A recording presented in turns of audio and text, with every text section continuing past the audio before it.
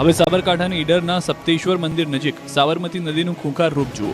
ઉપરવાસમાંથી પાણી છોડવામાં આવતા ઈડરથી પસાર થતી સાબરમતી નદીનું પાણી દિવસે ને દિવસે વધી રહ્યું છે। ઈડરના પ્રસિદ્ધ યાત્રાધામ સપ્તેશ્વર મહાદેવ મંદિરને પાણી અભિષેક કરતા હોય તેવો નજારો જોવા મળ્યો। નદીનું જળસ્તર એવું વધ્યું કે 2 દિવસમાં તો પાણી મંદિરની ઉપર પહોંચી ગયું। મંદિરની ફરતે પાણી ફરી વળ્યું। મંદિરના પગથિયા પણ પાણીમાં ડૂબી ગયા। સપ્તેશ્વર મંદિર વિસ્તારમાં પણ પાણી ભરાયા, જેથી ભક્તો અને પ્રવાસીઓને નદી કાંઠાથી દૂર રહેવા અપીલ કરાઈ। હવે બનાસકાંઠાની બનાસ નદીના હાલ પણ જોઈ લો। ઉપરવાસમાં ભારે વરસાદના પગલે બનાસ નદી 2 કાંઠે વહેતી થઈ। અમીરગઢ અને ઇકબાલગઢ નજીક બનાસ નદીનું રૌદ્ર સ્વરૂપ જોવા મળ્યું। પહેલીવાર બનાસ નદીમાં પૂર આવતા કાંઠા વિસ્તારના ખેડૂતોમાં ખુશી જોવા મળી। બનાસ નદીમાં પાણીની આવકમાં વધારો થતા દાંતીવાડા ડેમની સપાટીમાં વધારો થશે। નદીમાં નવા નીર આવતા ખેડૂતોમાં બોર અને કૂવાના પાણીના તળ ઊંચા આવશે।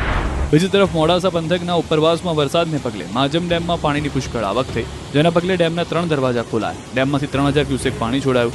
માજમ નદીમાં પાણી છોડાતા વોલવા, સબલપુર, ગરુડી, બાજકોટ સહિત 13 ગામોને એલર્ટ કરાયા। આ તરફ રંગોના રંગમાં રંગાયા કડાણા ડેમ। ઉપરવાસમાં ભારે વરસાદના પગલે કડાણા ડેમમાં પાણીની આવક વધતા મહીસાગરના કડાણા ડેમના દરવાજા ખોલવામાં આવ્યા। રાત્રે ડેમના દરવાજા પર રંગબેરંગી લાઇટો કરવામાં આવતા અદ્ભુત દ્રશ્યો સર્જાયા। કડાણા ડેમમાં સતત પાણીની આવકને લઈને 11 ગેટ 6 ફૂટ ખોલી 1 લાખ ક્યુસેક પાણી મહીસાગર નદીમાં છોડવામાં આવ્યું।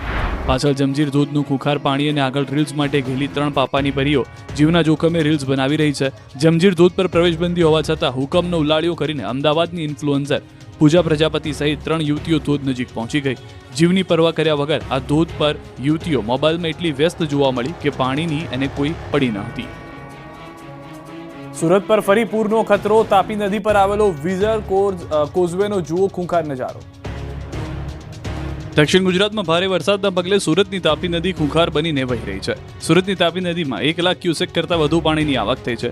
ઉપરવાસમાં ભારે વરસાદને લઈ ઉકાઈ ડેમમાંથી તાપી નદીમાં પાણી છોડવામાં આવ્યું છે, જેના પગલે તાપી નદીમાં સતત પાણીનું લેવલ વધી રહ્યું છે। નદી તોફાની બનીને વહી રહી છે। સુરત તાપી નદી પર આવેલો વિયર કોઝવેનો લો લેવલ બ્રિજ પાણીમાં ગરકાવ થઈ ગયો છે।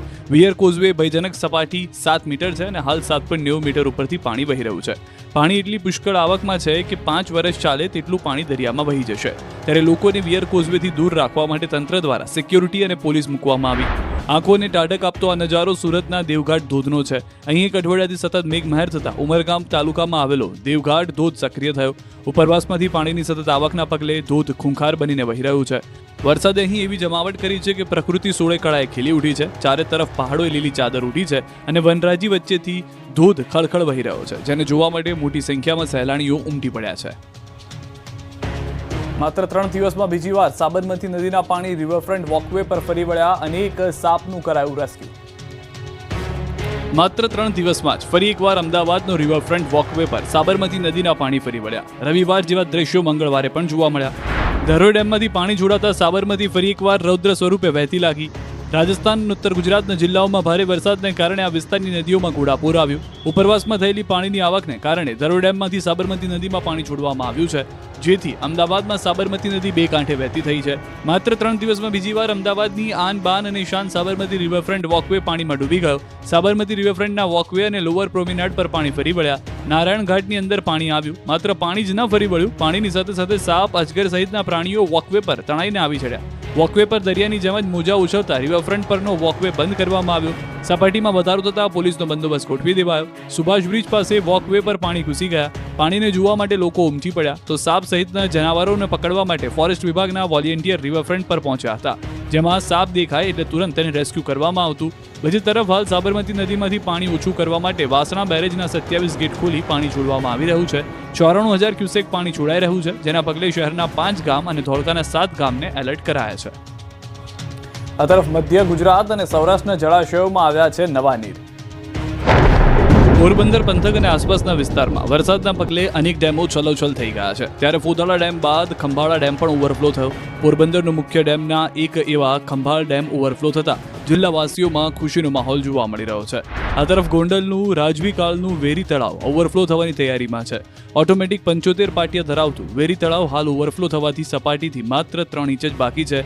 વેરી તળાવના ઉપરવાસમાં કોટડા સાંગાણી પંથક તેમજ શેમડા, પાંચિયાવદર સહિતના ગામોમાં વરસાદ પડતા તળાવમાં વિપુલ પ્રમાણમાં પાણીની આવક નોંધાઈ। તંત્ર દ્વારા ગોંડલ, કંટોલિયા, વોરા, કોટડા સહિતના ગામોના લોકોને નદીના પટમાં અવરજવર નહીં કરવાની સૂચના અપાઈ. પ્રથમ વખત વેરી તળાવ ઓવરફ્લો થવાની તૈયારીને લઈને લોકોમાં ફેલાઈ છે આનંદની લાગણી. આ બાજુ ઉપલેટાના ગઢાળા ગામને કોઝવે ધોવાઈ ગયો છે.